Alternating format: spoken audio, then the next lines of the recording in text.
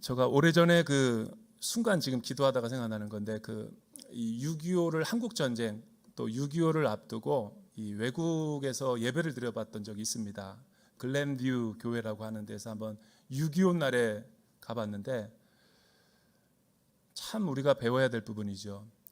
이 한국 전쟁에 참여했던 베테랑들, 군인들을 그 자리에서 다 이렇게 세우시더라고요. 주일날 목사님이, 그리고 박수로 한번 격려하고 막 하더라고요. 우리 한국 교회는 왜 안 하나? 나는 그때 한번 의심을 가졌는데, 이게 공교롭게도 오늘이 이제 6.25 전날이어서, 혹시 한번 여러분들 가운데 6.25 참전하셨던 분들이 계십니까?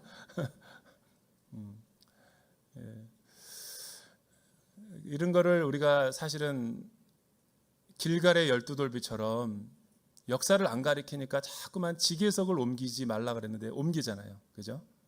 역사를 바꾸고 이런 게 되게 안 좋은 거거든요. 하나님 앞에서는. 그러니까 자녀들에게 우리 부모들이 신앙 이야기만 해줄 게 아니라 이 나라 민족이 어떻게 세워졌는지 가르쳐 줘야 됩니다.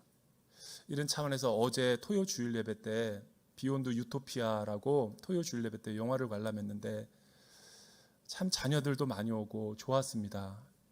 우리 탈북민의 그 다큐 영화지만 영화가 워낙 잘 만들어져 가지고 한국이 어떻게 세워졌고 어떻게 북한이란 나라가 생겼는지를 생생하게, 최근에 일어나는 북한의 여러 가지 일들을 영국에 있는 그 기자들과 제작자들이 만들었어요. 뭐 밥을 못 먹을 정도로 성도님들이 큰 은혜를 받았습니다. 세종교육관 3부 예배 2시 30분에서 못 보신 분들은 거기 가서 이제 보면 됩니다. 그래서 여러분들 가르쳐야 돼요, 자녀들에게. 오늘은 사도행전 13장 1절에서부터 12절 말씀, 참된 선교적 교회라는 주제로 같이 한번 말씀을 선포하기를 원합니다. 예수님이 원래 2000년 전에 이 땅 가운데 오셔서 갈릴리 가버나움에서, 나사렛에서 이 하나님 나라에 대한 비전을 가지고 교회를 이제 세우기 위해서 학교를 짓기 전에 교사를 먼저 뽑아서 양성을 시키듯이 제자들을 먼저 뽑아서 하나님 나라의 비전을 갖다가 서로 나누죠.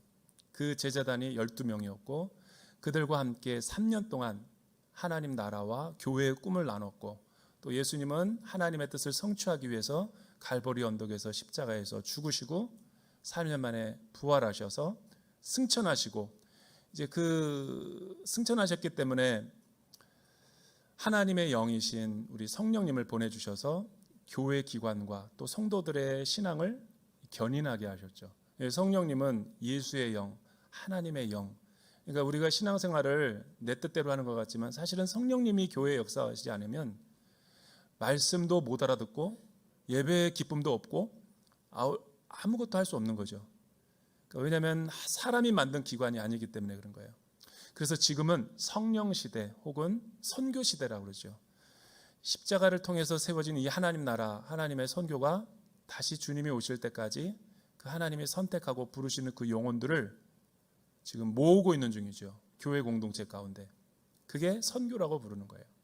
사도행전은 선교에 관한 책입니다. 그런데 이제 초대교회 교회의 역사, 선교의 역사가 어떻게 시작된지를 보여주는 게 사도행전인데, 원래 그 313년, 그러니까 이 로마 제국이 그 당시 패권 국가였기 때문에 전 세계를 지배하고 있었죠. 이스라엘은 거기에 식민지였고, 그런데 이 로마 황제가 313년에 예수를 믿게 돼요. 그리고 로마가 기독교가 국교가 돼버리는 말도 안 되는 일이 벌어진 거죠. 그러니까 예수님이 승천하시고 또 바울이 선교하고 이 바울 서신을 쓰고 나서 성경이 만들어지기까지 한 220년 어간이 있었는데, 사도들도 죽죠. 제자들도 죽고. 그러면 그 또 다른 제자가 나타나서 목사와 같이 이제 저처럼 이렇게 목회로 활동을 하고 있는 거죠. 그런 기간이 220년인데 무슨 일이 있었는가 이 안에.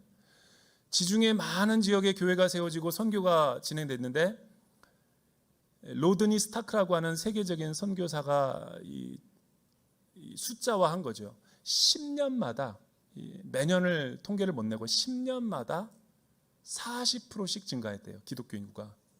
그러니까 220년이니까 22번 동안 배가가 된 거죠.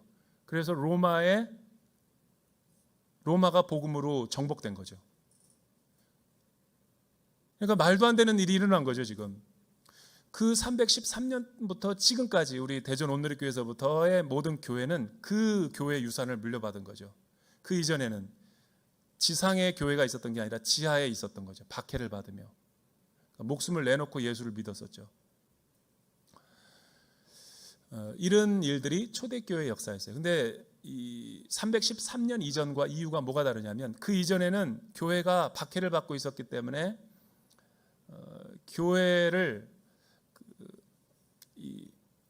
예수를 믿는다는 것 자체가 제자였고 그리스도인이 선교사였고 선교사가 그리스도인이었지 달라지지 않았어요.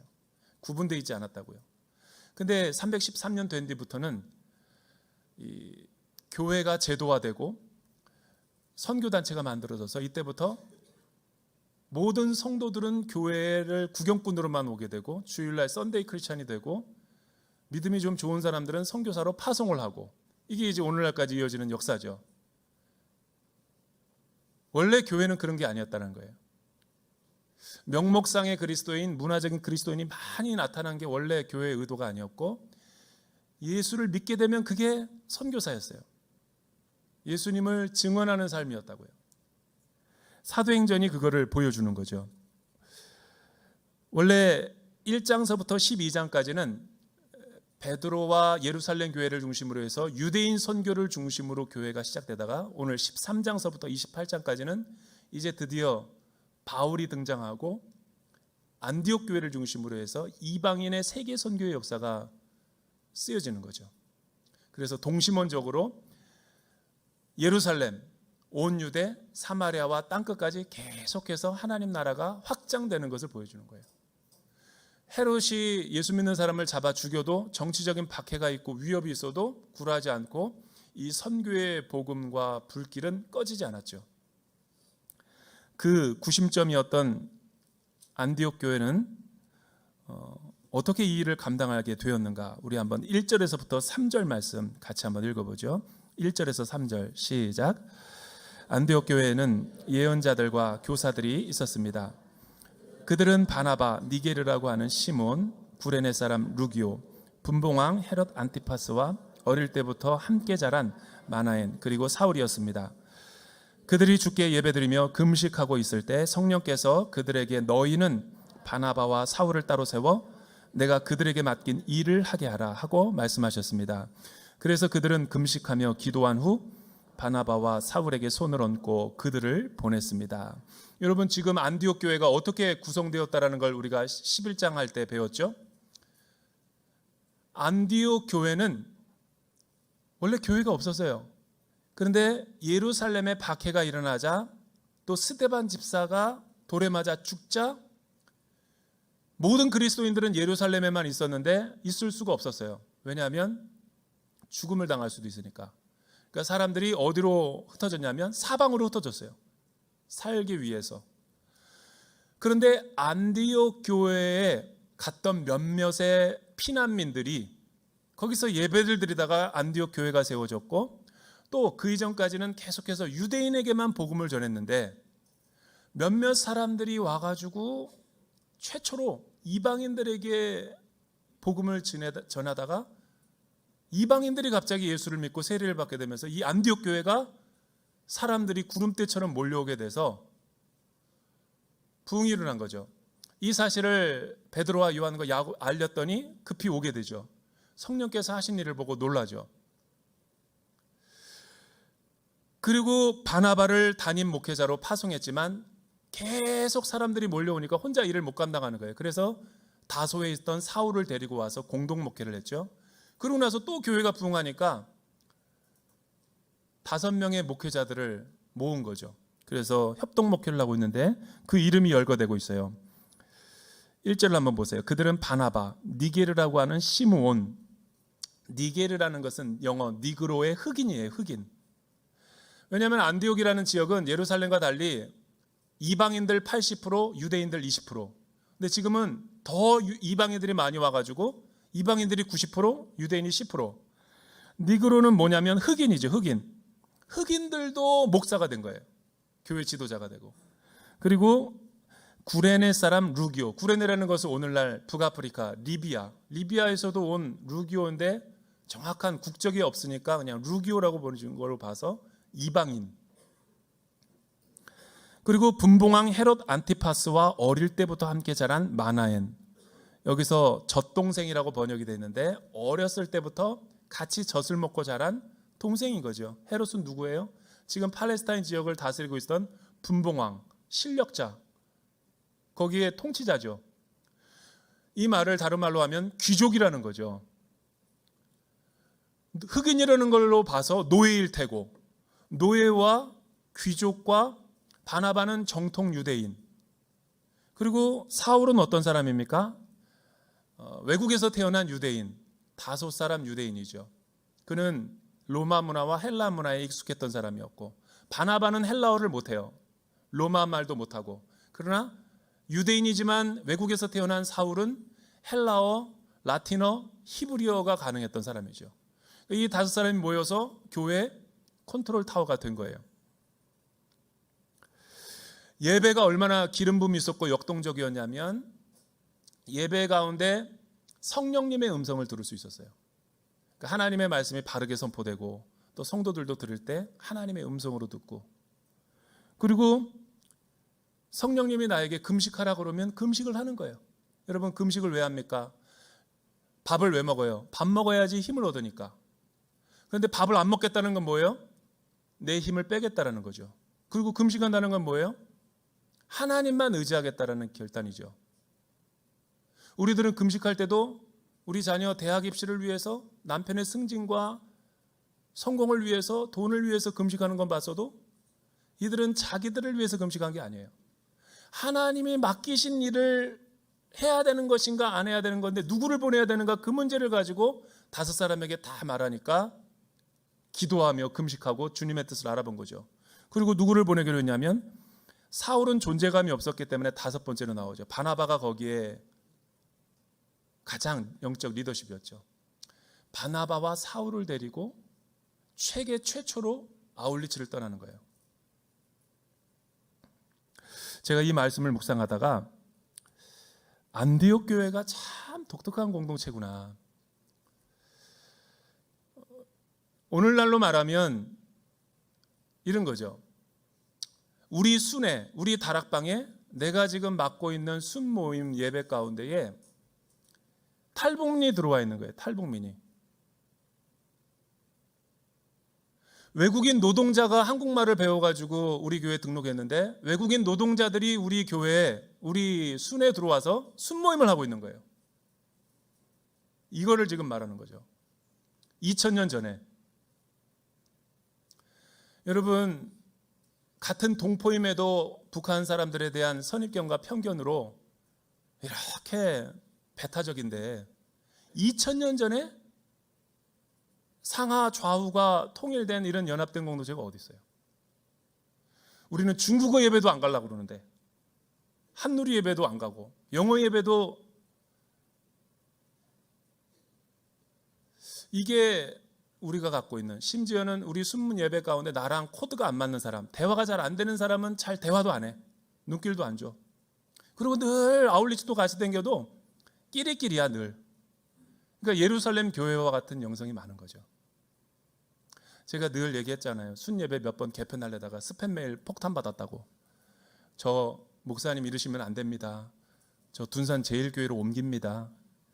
새로남 교회로 옮겨요. 얼마나 배타적이에요. 자기중심적이고. 근데 안디옥 교회는 그러지 않았어요. 그러니까 성령님이 강하게 역사하는 거죠. 아울리치도 다른 공동체에 사는 데는 안 가요. 이런 게 무너져야지 성령님이 역사하는 거죠.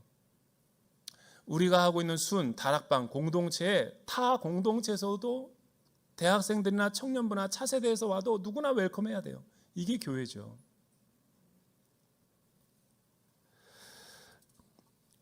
그리고 4절에서부터 8절 말씀 우리 같이 한번 읽어보죠. 4절에서부터 8절. 같이 시죠. 시작. 그 두 사람은 성령의 보내심을 받아 실루기아로 내려갔다가 거기서 배를 타고 키프로스로 가게 됐습니다. 그들이 살라미에 이르러서는 유대 사람의 여러 회당에서 하나님의 말씀을 선포했습니다. 요한이 동행하여 그들을 도왔습니다.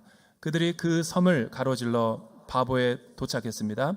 거기서 그는 바 예수라는 사람을 만났는데 그는 유대 사람 마술사요 거짓 예언자로서 총독 서기오 바울 곁에 함께 있는 사람이었습니다. 지성적이었던 총독은 하나님의 말씀을 듣고 싶어 바나바와 사울에게 그 사람을 보냈습니다. 그러나 엘루마라고 하는 이 마술사가 그들을 막으며 총독이 믿음을 갖지 못하게 하려고 애를 썼습니다. 성령의 인도함을 받아서 기도하고 음성을 듣고 아울리치를 파송했음에도 불구하고 늘 좋은 일만 있는 게 아니죠. 영적 전쟁과 공격들이 일어났어요. 우리 참 성경을 읽다 보면은 쉽지가 않은 게 다 외국어이고 또 이스라엘을 통해서 이 하나님 나라의 역사가 이루어진 구속사기 때문에 참 이 번역을 해서 읽는 게 쉬운 게 아니에요. 더군다나 성지순례도 안 갔다 오면 헷갈려요. 그래서 지도를 보고 우리가 파악할 수밖에 없죠. 지도는 이렇게 간단한데 성경을 읽으면 이렇게 복잡한 거죠. 우리 지도를 한번 띄워주시죠. 지금 배경이 이거죠. 맨 밑에는 예루살렘이 있고 맨 위에를 보면은 이제 그 실루기아라는 데가 있죠. 실루기아, 그죠? 실루기아라는 데로 이렇게 안디옥이 그 밑에 있었는데 그 위에로 가서 실루기아라고 하는 데 가서 항구가 있으니까 우리가 제주도 가듯 이제 옆에 왼쪽에 큰 이 키프로스 섬이 있는 거죠.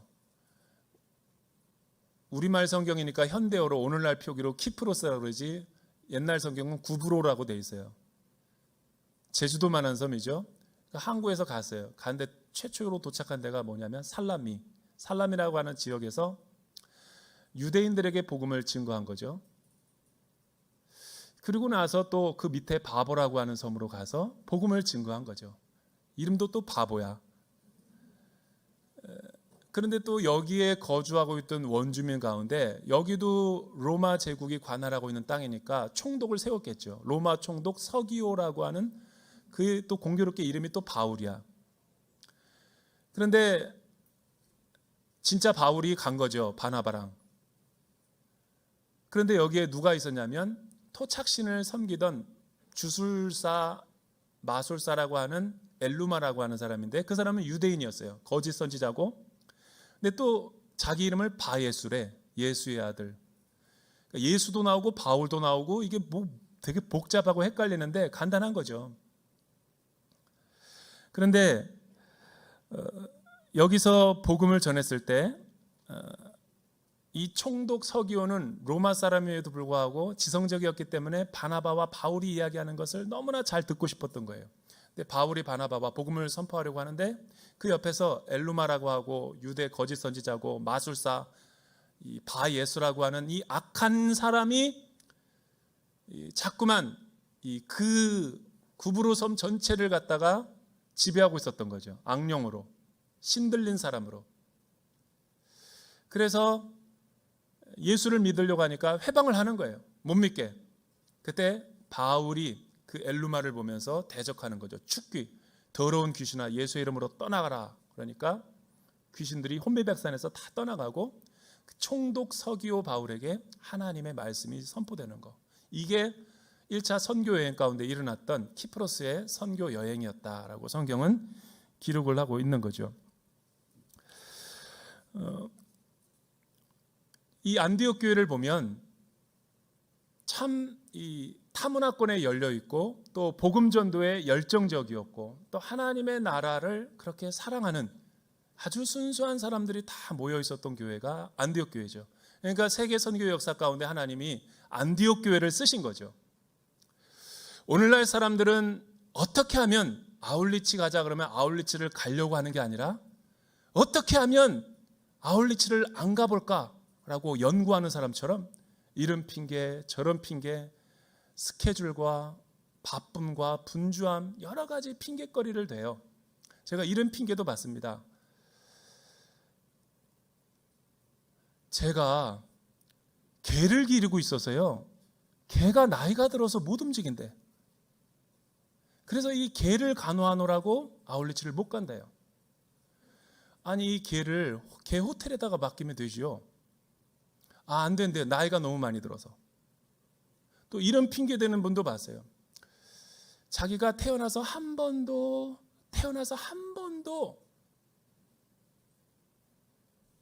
다른 사람이랑 옆자리를 침대에서 써본 적이 없대요.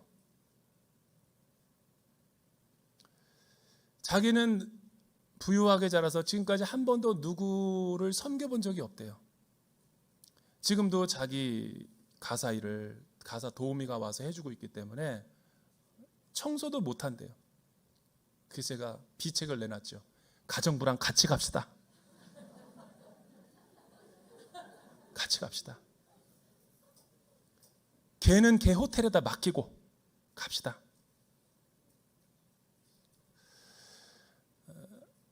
여러분, 이런 생각 저런 생각 이런 이유 저런 이유로 해가지고 아울리치를 못 가면 다 이유가 될 수 있죠.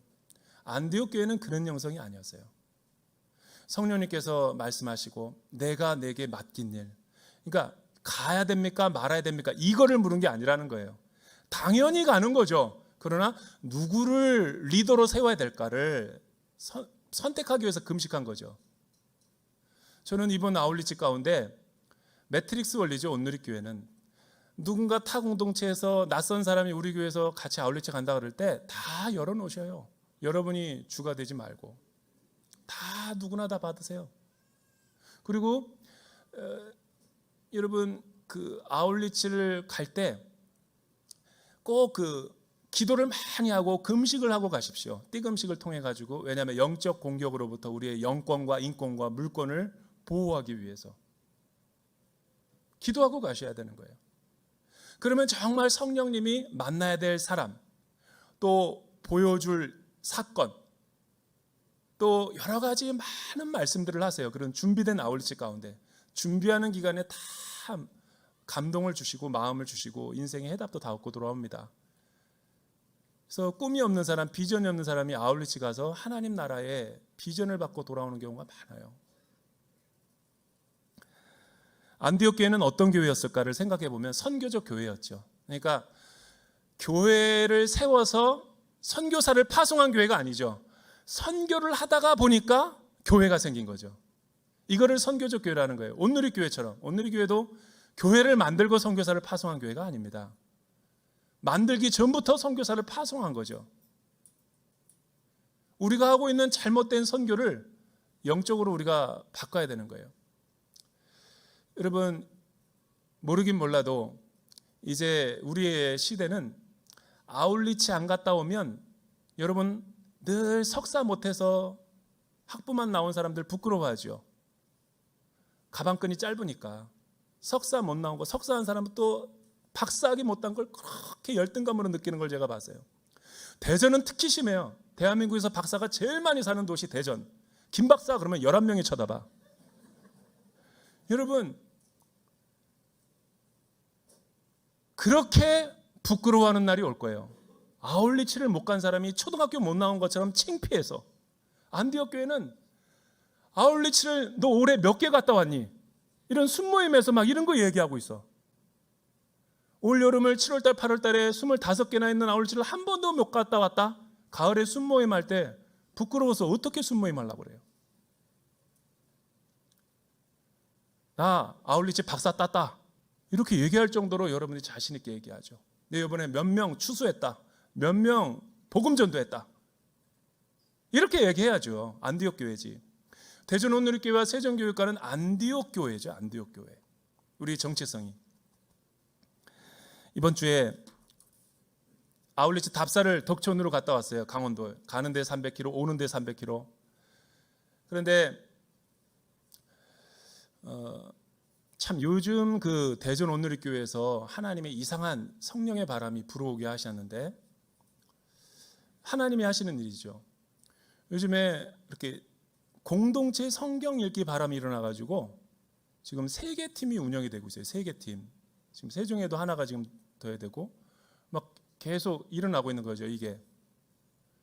그리고 하나님이 한지혜 집사님, 김원식 집사님 남편인 그 한지혜 집사님을 이상하게 기름 부어 세우시는데 기도하면 저분을 세우라는 마음을 주셔서 저분에게 계속 제가 일감을 주고 이렇게 막 이렇게 어떻게 하라고 방향을 제시하는데 이분은 단순하더군요. 안디옥 교회 성도예요. 노가 없어요. 무조건 그냥 네 하다 보니까 일이 이렇게까지 온 거죠. 그래서 뭐 한번 아울리치도 공동체 성경 읽기 성경만 읽으면 머리만 커지니까 평택에 한번 가보자 해서 했더니 벌써 이것도 뭐 이미 다 차고, 그리고 덕천도 일단은 한번 아울리치 빼놓으시라고 휴가를, 남편 한의사니까 한의사 가서 거기 좀 필요하니까. 근데 뭐 네 그리고 순종하고, 그래서 아울리치를 답사를 한번 쭉 갔다 와봤더니 여러분 지난번에 우리 그 수요 저녁 예배 오셨던 그 최기수 목사님 덕천교회에서 여기서 오셨고 나도 지금 공동 목회를 하고 있기 때문에 그 교회 가서 설교를 한번 해야 돼요. 그래서 이제 그렇게 날짜를 잡아서 한 건데 참 은혜가 됐어요. 은혜가 됐어요. 목사님이 처음 그 교회 여러분 신학교를 새롭게 하셔서 간증을 들으면 알지만 너무 돈이 없어서 10년 만에 신학교를 졸업했대요. 가난해서 돈이 없어서. 그래서 정말 어렵게 해서 졸업을 했는데 가난한 마음으로 부름받아 나서니 뭐 나를 주님께서 필요한 것에 아무데나 쓰세요 라고 마음을 던졌고, 또 그 덕천교회를 담임하고 있었던 목사님은 이제 원로가 돼서 일본에 선교하러 가게 됐는데 나이가 지났는데 안 오는 거예요. 아무도 후임 목사가. 왜냐하면 여러분 그 강원도 정선 위에 꼭대기에 올라간 그 산촌은 농촌 어촌도 아니고 산촌이야. 그러니까 전쟁이 일어난 줄도 몰랐대요. 거기 사람들은 일제시대가 시작되는지도 몰랐대. 200년 동안 지어진 건물이 뱀들의 집이 돼가지고 뱀사거리 돼버린 거예요. 근데 그 목사님이 가서 교회를 일구고 그 한 영혼을 사랑하는 마음으로 갔는데 이제 일본 선교를 가려고 그러는데 후임을 놓고 그렇게 금식 기도했는데 아무도 안 오더래요. 열악하니까. 근데 이분에게 연락이 온 거예요. 최기수 목사님. 그래서 자기가 하나님 앞에 서운한 것도 있어가지고 부인이랑 갔대요. 갔는데 충격을 받아가지고 나왔대요. 여기는 아니다. 계속 아니다 그러는데 그 다음날 큐티를 나르고 본문을 딱 폈는데 로마서 14장, 이 믿음이 연약한 사람과 강한 사람이 공동체 안에서 갈등을 할 때 사도 바울이 사랑의 원리로 해결해라. 그래서 주를 위하여 본질은 하나가 되고 비본질은 그냥 자유를 주어라. 근데 주를 위해서 이 일이 내가 해야 될까 말아야 될까를 물어보라는 거죠. 근데 하나님 앞에 기도했는데 이 일이 정말 주를 위한 겁니까 아닌 겁니까를 못 얘기하더래요. 못 하겠더래. 왜? 자기가 서운했으니까. 그래서 아내는 말 울고 있는데 그냥 가자 그랬을 때 순종하고 따라간 거죠. 두려웠대요. 근데 갔는데 성도들이 2명, 그리고 그 마을 전체가 한 50명 있고 60가구가 있대요. 그런데 복음을 전할 때 그렇게 막 욕을 하더래. 할머니들이 소금을 던지고 재수 없다고 그러고, 또 복음을 전하니까 왜 나는 산을 믿는데 이예수쟁이가 와가지고 나에게 복음을 전하냐. 또 복음을 전했더니 나는 나무신을 믿는데 네가 뭔데 나를 자꾸만 우리 대대로부터 믿어오는 나무신을 갖다가 버리게. 또 복음을 전하, 나는 물신, 그 동강강이 흐르거든요. 난 동강신을 믿고 있는데 너는 왜 자꾸만 나에게 예수를 믿게 하냐. 아예 그냥 배척을 하더래요. 너무 힘들었대요. 목사님이 일찍 결혼해서 2 자녀는 이미 장성했어요. 내가 여기서 뭘 해야 됩니까? 절망에 빠지고 있을 때 막 순종해서 왔는데 이게 뭡니까? 주님. 그런데 사모님이 20년 만에 셋째를 임신했대요. 20년 만에 6개월까지도 아이 뵌 줄도 몰랐대요. 6개월이 됐는데도. 태어났는데 걔가 딸이었어요. 너무 예쁨과 사랑을 많이 받는 이 아이 때문에 목회에 힘이 얻어서 그 메시지를 주더래요. 이 딸의 생명처럼 이 마을에도 하늘이 꽃피는 마을이 될 것이다. 이 아이를 데리고 전도를 하기 시작했대요. 근데 어서 오라고 막 그러더래요. 밥 먹고 가라고.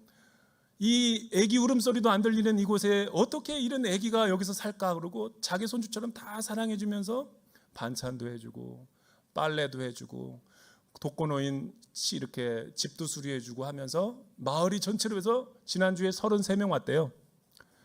여러분 2명에서 33명이면 거는 33만 명이 모인 거랑 똑같은 겁니다. 산촌에는 그렇게 안 모입니다. 그 제가 이 목사님이 대단한 분이라 그러잖아요. 10만 명 목회하는 분이에요, 영생이라는. 그러니까 하나님이 이 교회를 통해서 대한민국 교회를 깨우죠. 영상을 한번 보죠. 어떻게 목회를 하셨는가? CGN에서 다음 날 최 목사 가족은 조금 특별한 신방을 갑니다. 최홍님 할머니는 좀 특별하신 분이에요. 우리 덕천리 안에 혼자 사시는 분, 자녀들도 안 와보고 그날따라 이상하게 들어가고 싶은 마음이 자꾸 생기더라고요. 들어갔는데 그 이부자리에 이렇게 누우셨는데 이건 보니까 곧 돌아가실 것 같아요. 눈이 거의 뭐 풀리시고 그래가지고 어머니 무슨 일이세요? 막 놀래가지고 여쭤봤더니 그 어머니가 목사님 오줌이 안 멈춰요. 오줌이 안 멈춘다. 신우신염이라고 예, 콩팥에 뭐 염증이 꽉 차가지고 염증이 아주 꽉 찼대요. 그래서 이제 입원을 하셨죠. 제 손을 이렇게 잡고 막 우셔요. 이 신세 다른 거 갚을 길은 없고 목사님이 예수 믿는 거 교회 나오는 거 좋아하시니까 이제 앞으로 교회에 빠지지 않고 나갈게요. 최 씨 할머니는 그렇게 예수님을 영접했습니다. 그리고 최 목사의 첫 번째 세례교인이 되었죠. 우리야, 일로 와. 할머니 면회를 가보자. 하지만 치매를 앓고 요양원에 입원한 할머니. 코로나 시국 탓에 오랜만에 다시 만났습니다.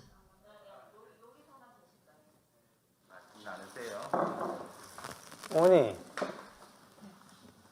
저 누군지 아시겠어요? 얼굴 바로나 모르겠네. 모르겠어? 말씀을 해보세요. 바세 목사님, 바세 덕천교회. 하는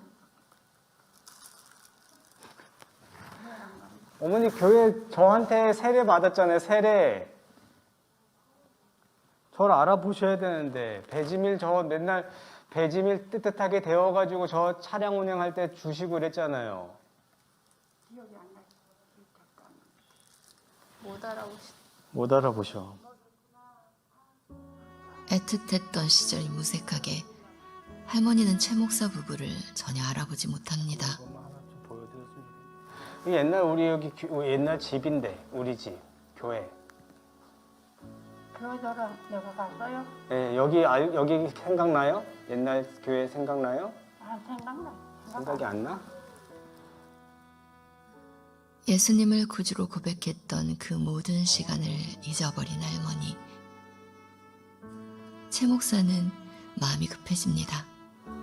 아이고 우리 어머니 보고 싶어서 왔는데 저를 못 알아보시네. 누구세요? 진짜. 이거 어머니 맞죠? 어머니 아니에요? 어머니. 지금 찍은 거 아니래요?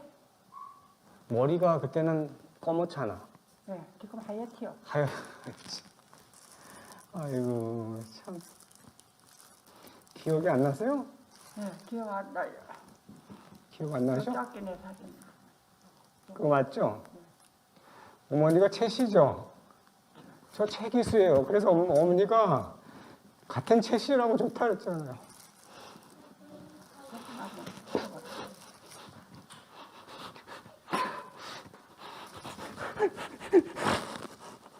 왜 오세요? 기억을 못하세요? 누구신데 나는 아는가 보네. 저한테 세례를 받으셨어요. 어머니가 세례를. 세례를? 이 영혼에게 과연 얼마의 시간이 남았을까요? 최 목사는 애타는 마음으로 할머니의 손을 잡습니다.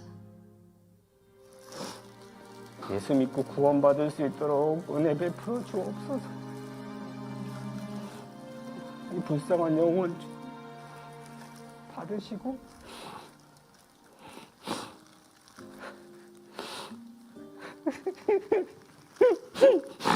왜 그러세요? 너무 감사합니다. 예수님 믿고 구원은 하나님의 영역이니 사람인 우리는 그저 기도할 수밖에 없겠죠.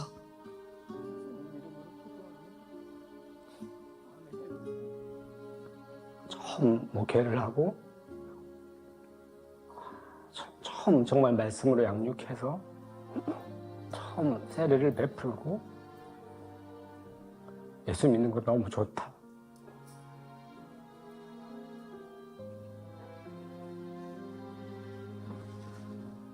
여기까지. 최기수 목사님이 이 영상이 CGN 최고의 조회수가 나왔다 그러더라고요. 근데 많은 사람들이 거기다가 그렇게 다 써놨대요. 이 치매 할머니가 하나님 앞에서 내 모습 같다. 신앙 다 잃어버리고 아울리치 영성 다 잃어버리고 풍요로 가운데서 믿음을 잃어버린 내 모습 같다. 여러분, 그 믿음은 아울리치 가면 안디옥 교회와 같으면 다 사라져요. 어느 선교사님이 동남아로 아울리치를 갔는데 속이 터졌대요. 너무 게을러서. 베트남, 라오스, 미얀마. 한국 사람처럼 부지런하지 않아서 너무 답답해서 힘들어서 화병 났대요. 그래서 자기가 그 빗자루를 뺏었대요. 하나님이 우리에게 주신 모든 건강, 재물, 은사, 사명, 맡기신 일 안 하시면 다 뺏어가는 거예요. 왜 우리가 이 땅 가운데 살아가겠어요? 이번 여름이 내 영혼을 다시 안디옥 교회의 영성으로 회복하는 놀라운 시간 되기를 주님의 이름으로 축원합니다. 기도하겠습니다. 사랑하는 주님, 우리가 너무 영적으로 타성해졌고 매너리즘과 습관적인 신앙생활을 하고 있지 않는지 안디옥 교회를 통해서 깨닫게 하여 주심을 감사합니다. 올 여름 7월달, 8월달에 온 성도들이 열방으로 또 국내로 흩어져서 잃어버린 영혼들에게 복음을 증거할 수 있게 도와주시옵소서.